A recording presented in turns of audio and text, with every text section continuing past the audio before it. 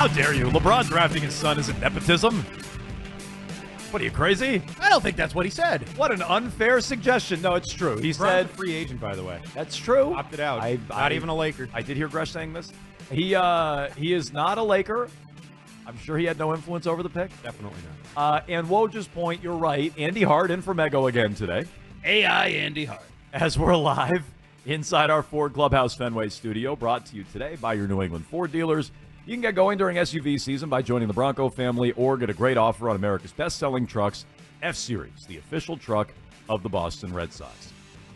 No, he just said nepotism is rampant throughout the NBA, which is true. Does that make this okay? So I would actually say nepotism is rampant, that part of the sentence. Throughout the world. In the world. Yeah, fair. Everywhere. And in some areas of the world, it's actually considered a positive, a good thing.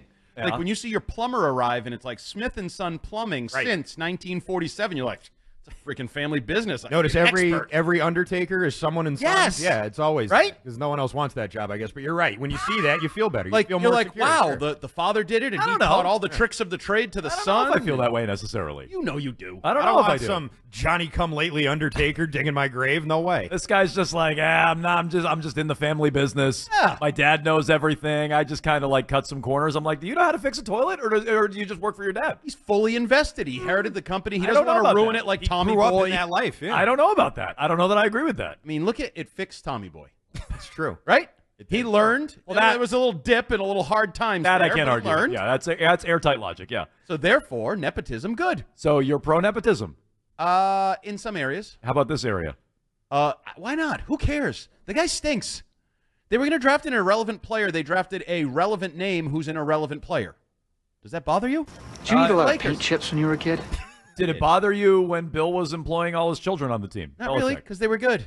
Were they? It bothered me when they started sucking. Oh, because the team was good. They were there, and Yeah. they were still good, so it didn't break the machine. What Yeah. broke the machine was letting Tom Brady leave. I would say in general, and if you have some specifics, Andy, or you agree with some of the specifics that Andy is laying out, that's fine. I would say in general, probably not an ideal thing. You're probably not bringing in someone qualified in the case of Bill's kids or LeBron's kid here.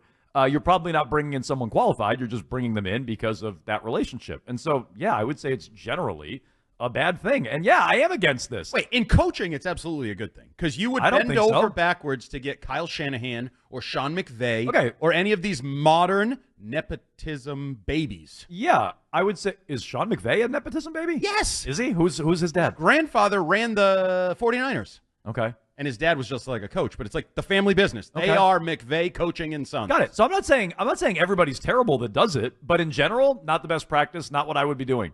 Not what I would be doing. See, it only bothers me in political jobs. Why? Government jobs. Why? Because then it feels like your real inside? lazy-ass kid is just showing up to collect a paycheck on the tax. So JFK shouldn't have been the president. Oh, I don't like that at all. All the Bushes. What? Because your dad was a good president? Yeah, so You're look, going to be a no, good one? trust me, Politics is the one area where I really dislike. I don't get why you draw a line. Seems with like you're both politics. okay and not okay with nepotism. No, Yeah, no, When it's okay and when it's not no, okay. I'm against We it. pick and choose. What are you talking about? I'm against it. No, I'm he just- admitted he doesn't even want a plumber who has 100 years Yeah, of thank you. experience. I'm against That's it. true. All right, He wants Andy, the Andy, newbie. you're being more inconsistent. Yeah, you're flip flopping all over In the a place. certain area. Plumbers, politics. Yeah, real jobs. Coaches I want okay, nepotism. politics Fake jobs. no. Yeah. What about like I don't know, sports talk radio hosts? Sports talk radio. I don't love it. No? Because one of my least favorites Yeah, is right. the Collinsworth kid on NBC. Jack Oh, yeah. He doesn't really say much though. They don't let him say much. He's proven nothing, and like he was like boom on Notre Dame and then boom on Sunday Night Football. And I was Yep. like, who the bleep are you? Golik's kid. We were just playing the Sam Hauser audio from the Golik's kid. Ian Eagle? Isn't there an eagle? Oh, Noah Yeah. Eagle. Who was roommates with what's his face? Drew right? Carter. Drew Carter, yeah. Yeah, there's nepotism for you. Jared Greenberg practically runs NBA TV at this point. Who is that? Whose son is he? Mike Mike's- Greenberg's. Is he? I think so. Is he? Oh, I was unaware of that. I didn't know that. But okay. that either. Interesting. I believe it though. Isn't Florio's kid doing stuff now? Is he? Yeah. Ugh. That's the rotten apple rolling next to the rotten tree. Ugh. Ugh. I think what bothers me the most about Bronny James getting it is that like in the things we're talking about right now, it's just you get hired, right? Like one guy's the boss, he knows your dad, and your dad says, okay, I'm getting hired, we're going to hire this guy, and he's going to do this job, which isn't going to be that high profile. When it comes to something like playing in the NBA where your ability is so important and you're competing with all these other people and it's clawing and fighting and statistics and all this other stuff, usually that sort of thing gets filtered out. Like Michael Jordan's kid had better numbers than Bronny James at UCF, and I don't think he got drafted. You know what I mean? So it's like absolutely. I'm surprised that it got this far with this kid. Most of the things we're talking about are more like subjective gray areas. Like, is Collinsworth good on TV? Some may say yes, some may say no. There's not like, well, he only averaged 4 points in TV. Right. You can't prove that he didn't measure up. Only like 2 hot takes an hour. This is like Brady's complaint about, I heard him do an interview with Cowherd where he's like, yeah, when I'm done with a broadcast, how am I going to know if it's good or not? Like, right, that's very subjective. There's but no scoreboard. The Bronny thing is not subjective. By the way, let me ask you a question. No relation, by the way, between Jared and Mike Greenberg. I have been completely wrong about that. They you just accuse the guy. They just have the same square face, weird cadence, and like all other similarities. And the same last name. How dare you? So this is like when I thought the Bogdanoviches were related, and they're not. The two Bogdanovich. I was about to say brothers. They They're just not brothers. look the same, talk the same, and work in the same. And have the business. same How name, could I ever make that mistake? So what bothers you more? Because I think two aspects of the Lakers this offseason came completely through LeBron. Yeah. A new second-round pick, useless player, and the head coach. Yeah. Which bothers you more, the nepotism or the podcastism? They both stink, but like, you think it's the first time a superstar got who he wanted hired? Like, I mean, come on. No, but I think that's rampant. You want to talk about nepotism being rampant? That's rampant. Shouldn't you, if you're a teammate and you're like, oh, LeBron's kid played major college basketball. So let's not pretend he got drafted out of middle school, right? Like he played major college basketball. Yeah, but why did USC bring him in? Because he's LeBron's kid. But so you don't think he has any basketball? I'm just saying. I mean, not NBA. he can play basketball. Not he can NBA play caliber. D1 no. basketball. I think so. There's a lot of schools. I feel like 300. There's a lot of schools. There's a lot of schools. He could find a school where he could play. So that, I think, if I couldn't average 4 points a game in the D1. You know, I could average 4 a game in high school. Yeah, I couldn't Skinny Arcand could. Definitely. Dunking all over Bronny James. So which one bothers you more? You're more bothered by Redick. Absolutely, and I think I would be if I was in the world of the Lakers. A teammate, you accept family, right? Like the head coach of a team, his family's probably going to come on some trips, right? Like his kid's going to be around. Like Jason Tatum's kid is going to be around. Why? Because he's Jason freaking Tatum, and if he wants his kid there, he gets his kid there. But don't you think the Celtics might say something if they're like, then he brings his podcast partner in, then he brings his, and there's like 7, an entourage, an AI type entourage. Like then it becomes an issue. But family with the most important, powerful player / coach on a, Linda Holiday traveled with Bill Belichick. That's how it works. I mean, look, Redick shouldn't be the coach there either, so I'm not arguing with you on this. But here's why it would bother me less. LeBron's basically the coach of that team. He basically runs that organization, as we're finding out. And so, I don't know. If I'm a player, I'm probably not listening to Redick all that much. I'm listening to LeBron. So is father-son worse than brother-brother? Didn't Giannis make everybody bend over backwards for his damn brother? Yes. I think shoe companies, it looks really stupid whenever that guy gets in the game. I think father-son is worse, but they're close. Yeah, I think father-son is worse. Because I think the brother thing bothers me more. Why? Because I don't know. What's his name? Thanos? Yeah, Thanos. Thanasis? I think it's Thanasis. Thanasis. Yeah, I'm serious. Let's go with Thanos. He just snapped his fingers and he was on them Bucks. I think that bothers. Is he good enough? No, he sucks. Like, would he be a D1 player? No, I don't think so. See, I have no idea. I think Bronny's a D1 player. What's the other one? Kustos? There's a third Antetokounmpo, too. Did he not get a job? I think he was in the G League, but I don't know. Why didn't he get a job? I think he was did. worse than Thanos. Giannis loved Thanos more than he loved him? I think apparently, I think they all got jobs. See, that would bother me, too. But again, it's these are the Jordan rules. Remember the old book, The Jordan Rules, which was more about other stuff, but the Jordan rules work in this world. If you are in power, you get to have your friends, your family, your kids, your nepotism, whatever. That's the way it works in, I think, every industry. And you can hate it, but you're basically just hating life. Yeah, no, I mean, but I just would say I'm against this in general. I don't hate life. I was against it with Bill and his kids, so I'm going to be against it with LeBron and his kid. It's no different. And so that's my stance on it. You can vote at Jones and Mego, our big question of the day up now on Twitter. You can also weigh in on the phone, 617-779-7937. You have a problem with the Lakers drafting Bronny James, yes or no? Arkan, you've been big on this, and Ryan was asking us in Slack today. Do you like the idea that Bill Simmons had of drafting Bronny James and holding the Lakers hostage.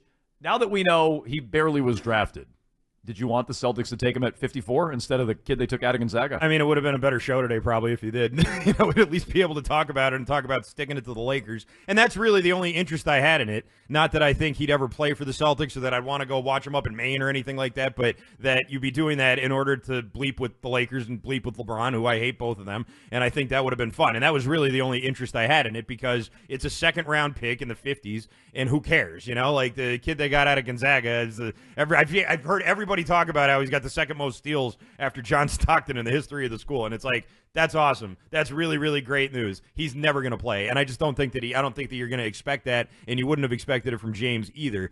That's the only interest I really had. The Celtics drafting at that point, I don't think their first-round pick's going to crack any lineup anytime soon, let alone their second round. Yeah, I hate it. I hate the idea of my whole mentality is to screw with somebody else rather than, I don't know, do the right thing for the Boston Celtics. Right. Make my team better. What was a couple of years ago, the Patriots drafted so-and-so to screw the Jets. Oh, they no. They traded back when they took Gonzalez. They traded back, and the Jets got scooped on whatever lineman they wanted. They wanted Jones in Pittsburgh. Yeah, it's fine if it happens, but you have that in your mindset. You're not focused on what you should be focused on.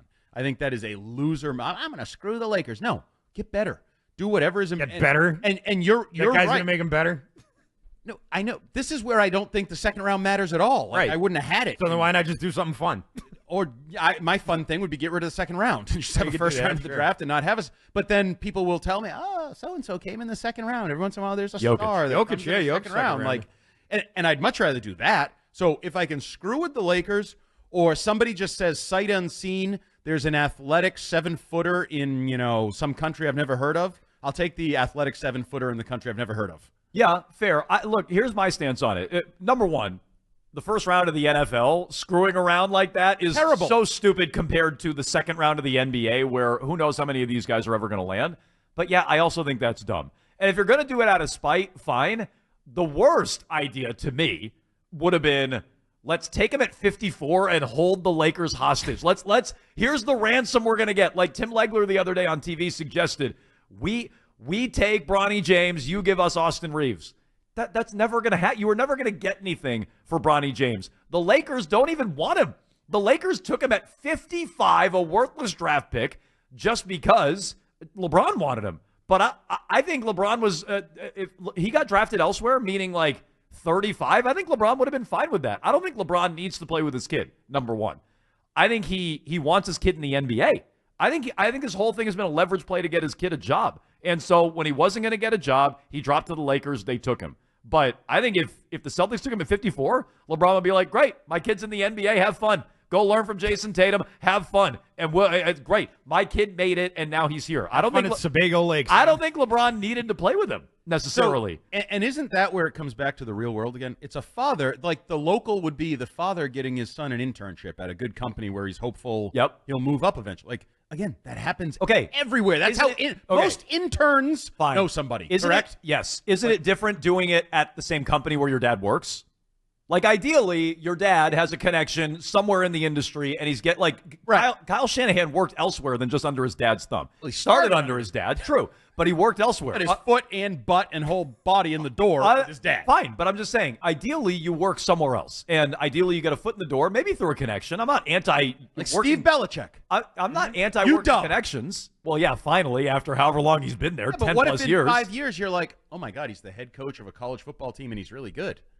So is it nepotism, or was he made for the family? Well, if he becomes that, now you find out. Right. If he finally got his own job. Bill got his job because his dad called Ted Marchibroda and said, will you hire my damn son? Yeah. That's nepotism still. He didn't hire him, but he wasn't working for his dad. He didn't work for his dad. Yeah. Well, he didn't work for daddy. He didn't have a job to give him at Navy. Okay, that's the difference, though, Andy. To me, that is different because you're not working with your father, and coworkers aren't going, oh, look at this kid. He's just getting promoted because of his daddy. Like, you got a foot in the door. But you're working somewhere else. I think the working under your dad is the weird part of it for me. So can I flip the question a little bit? Go for it. Instead of screwing with the Lakers. Yeah.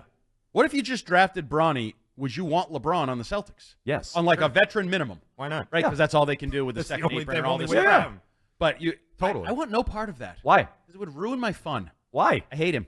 Yeah, but and he's old, and now he's going to We had just finally settled, like, Brown and Tatum know how to play with each other. We know their relationship works. We've all come to terms with it. And we're going to throw LeBron James into the mix? You're no on LeBron. That's like a stick of dynamite to ruin your perfect wedding cake. Is it? Yes. Why would you stick a dynamite on the Warriors? I don't think so. Way back when? When Durant went to the Warriors. Yeah, after they won 72 games. When he was good. Prime of his career. Well, is LeBron in the prime of his career? LeBron's still pretty good. He's not in his prime, but he's good. He's still 25 and 10, yeah. Nah. So you'd rather have him playing than Sam Hauser? Taylor Shireman? Yes. No. So LeBron's just going to be a rotational bench player? No, but fine. He's not going to expect to start? Hey, so who's bumping? Hey, D. White, remember that extension? You're out. Hey, Porzingis, you're out. Well, we'll go small. LeBron, you can start. I don't know. I hate it. Why? Because I hate LeBron. I already told you. You're not listening He very hates LeBron. He hates LeBron. Okay, but like, so... And I think he would ruin... This team's likable, correct? Yeah. Oh, geez, I asked you if something's likable.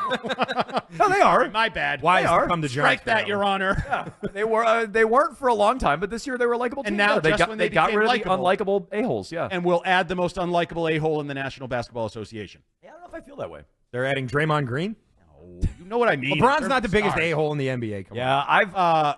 He's in the mix. A lot of that softened for me over the years. I definitely used to feel this way. You want to see him crown himself at the Garden? Yeah. Oh, my God. Yeah. What is wrong with that? you? Jason Tatum blows a kiss to everybody. That means they win again, yeah. They're going to win again without him. I mean, look, I think so, but like... And that's the other thing. He'll take credit for the back-to-back that probably would have come without him. He's going to ruin that aspect of it. It'll be LeBron helped the Celtics go back-to-back. Look, if you were drafting Bronny to bring LeBron here, then that would have been a good move. If you're drafting him to spite the Lakers, stupid. And if you're drafting him to hold the Lakers hostage, even stupider because they were never going to give you anything for it. Would have been fun, though. So I would bring in LeBron. That I would do. By the way, here's Jay Williams on Get Up this morning discussing Bronny and his fit and what it means for LeBron and where he's going. Yeah. The thing that makes this okay for me is the demeanor and the personality trait of who Bronny is. Yeah. Bronny isn't off the rails, tweeting, saying crazy things. He's not out there flaunting the fact that he's LeBron James' son. He's handling his business. He's been doing work on the court. He shows up to practice early. He stays late. I spent time with him. I called 2 games of his, CJ. When you watch him play, yeah, you could say, okay, his numbers didn't equate to being the 55th pick in the draft, but really I would ask anybody else, who were the last 4 picks of the 55th pick in the draft, right? I know Aaron Wiggins because he plays for OKC, but I can go back to 2016 when there were multiple first-round picks that are no longer in the league. Yeah. A lot of this league is about fit, and a lot of this is also around the opportunity around Bronny for what it does to LeBron. Yeah. Now that we drafted your son, LeBron, where are you going? Are you going to give us a family discount? How do we move this ball forward?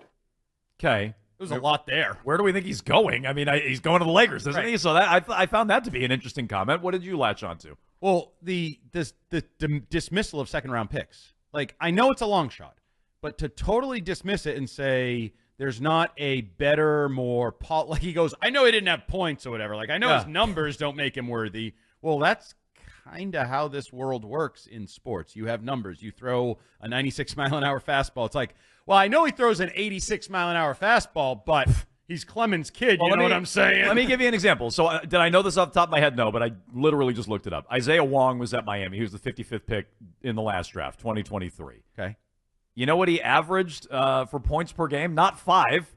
He averaged 17, 15, and 16 his last 3 years at Miami. I believe he was a 3-time All-ACC player. That's what I mean. So, like, that's the 55th pick in the draft before. That's a guy who maybe can't make it, maybe won't cut it in the NBA. But that maybe may not nothing. be a fair comparison. Why? This draft stunk. Okay, that's true. Like, 2 centers went in the top 10. I'll say it again. And the whole country of France.